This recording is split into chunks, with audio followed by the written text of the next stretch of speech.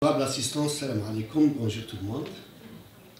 Il me fait le plaisir de contribuer avec un court mot que je vais articuler autour de 3 ou 4 points de façon à être bref et concis. La première, c'est qu'on a peur tous de la mort. Raison pourquoi nous reléguons toujours ce thème et nous ne voulons vraiment pas en parler. C'est très simple, oui, en effet. D'ailleurs, les anthropologues, les historiens disent tous que la culture a commencé et née avec la mort. C'est au moment où l'humain a éprouvé de la difficulté, de la douleur face à la mort, qu'il a essayé d'inventer les manières les plus judicieuses et les plus subtiles pour apaiser sa mort. C'est ainsi qu'il a mis en œuvre son sens de créativité, son génie, et il a commencé sa créativité culturelle. Également, d'autres anthropologues vous disent que les humains ont commencé à se parler, à se communiquer avec la mort, grâce ou à cause. Je vous laisse le choix. Tout simplement, c'était au moment où l'humain s'est trouvé face à un défi. Comment préserver la dignité de son mort, de son défunt, contre toutes les menaces, à la base celle des charognards. C'est dans ce sens que l'humain a commencé à parler avec son voisin, avec son prochain, de façon à prendre en charge ce grand défi, celui d'accompagner sa mort dans la dignité et d'assurer la dignité de son mort. Il est vrai aussi... on ne veut pas parler de la mort, car ça fait peur. Pourquoi? Parce qu'on a toujours peur de l'inconnu. Mais il se trouve que la mort nous rattrape. Elle est présente partout. Juste faisons le tour de notre environnement, vous allez voir que la mort est présente à tous les jours, dans nos mémoires, dans notre culture, dans notre littérature, dans nos villes. Elle est dans les arts, dans l'architecture, dans l'économie, elle est présente partout. Elle occupe pratiquement une part très importante de l'existence de l'homme.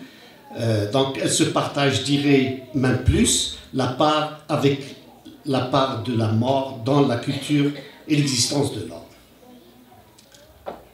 Et si je viens de commencer par parler par les défis ou le cauchemar que la mort génère ou suscite chez l'humain, il est encore pire dans un contexte d'exil.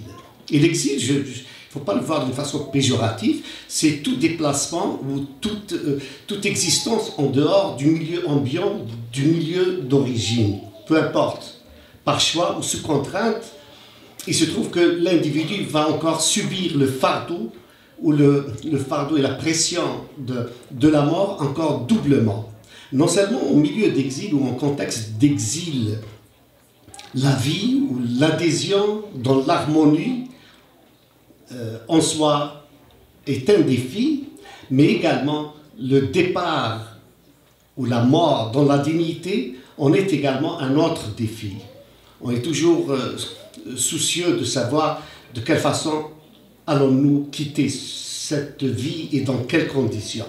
Il est vrai que dans les milieux ambiants, dans les milieux d'origine, il y a on s'est familier avec un certain nombre de mécanismes culturels, sociaux, collectifs, qui sont mis en place afin d'assurer cette prise en charge de la douleur, du deuil, et de supporter les uns des autres, alors qu'en exil, on est en manque de ce genre de mécanisme, ce qui va encore alourdir le souci de la mort. C'est pour cela que je parle de la mort en exil.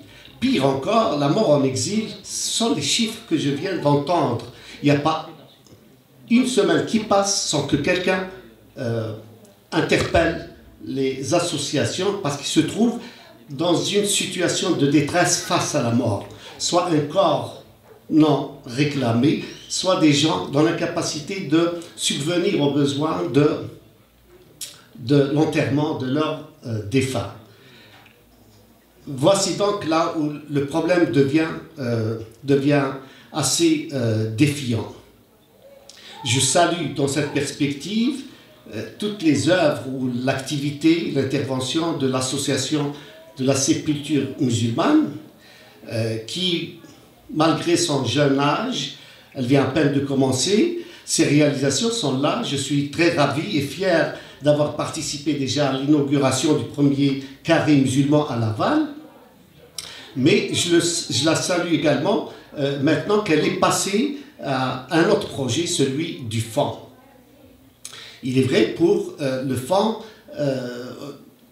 alors un cas par semaine, ça devient trop. Interpeller toujours la communauté et puis demander de faire des quêtes pour supporter ou financer ces gens en détresse, ça pose également un problème. Il fallait penser à un certain moment à un mécanisme qui puisse arranger tout le monde. C'est celui d'un fonds, c'est exactement de la même façon que les assurances enfants. Elles ont pensé un jour que pourquoi ne pas réunir tous les efforts, contribuer tout chacun avec un petit montant et que à chacun son tour.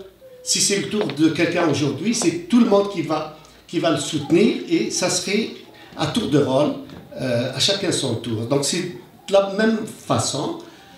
Je pense que la cotisation est très raisonnable aussi, c'est $10 par mois.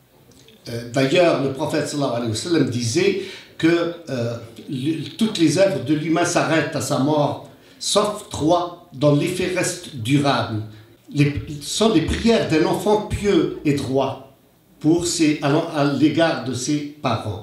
La deuxième, c'est un legs de savoir, peu importe son niveau, son intensité, une recette de cuisine soit-elle qui aurait donné du bonheur à celle qui l'a ou à celui qui l'a reçu.